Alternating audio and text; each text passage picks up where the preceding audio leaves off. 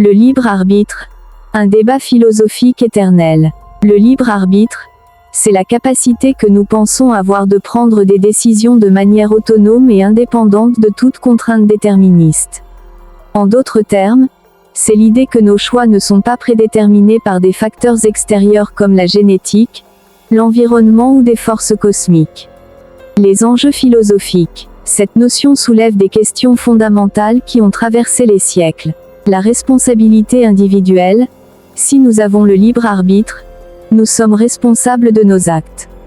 Mais si nos choix sont prédéterminés, peut-on vraiment nous tenir pour responsables? La moralité. Le libre arbitre est souvent lié à la notion de bien et de mal. Si nous avons le choix entre le bien et le mal, cela implique que nous sommes libres de choisir l'un ou l'autre. La nature de l'âme. Le libre arbitre est souvent associé à l'idée d'une âme immatérielle et libre. Mais si l'esprit est entièrement produit par le cerveau, qui est un organe physique soumis aux lois de la nature, comment peut-il être libre? Les positions philosophiques. Le libertarianisme. Les libertariens défendent l'idée que le libre arbitre est réel et que nous avons un contrôle complet sur nos actions. Le déterminisme. Les déterministes affirment que toutes les actions sont causées par des événements antérieurs et que l'idée de libre arbitre est une illusion. Le compatibilisme.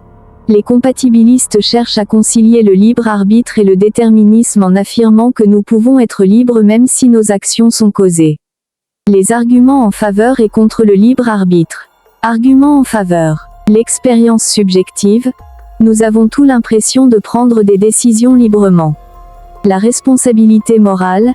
Si nous n'avons pas le libre arbitre, la notion de responsabilité morale perd son sens. La créativité. La créativité humaine semble impliquer un certain degré de liberté.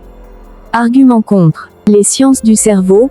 Les neurosciences montrent que nos décisions sont influencées par des processus inconscients. La physique. Les lois de la physique suggèrent que tout événement est causé par un événement précédent.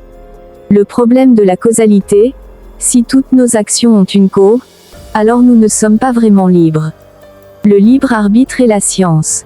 La question du libre arbitre a également été abordée par les neurosciences, la psychologie et la physique.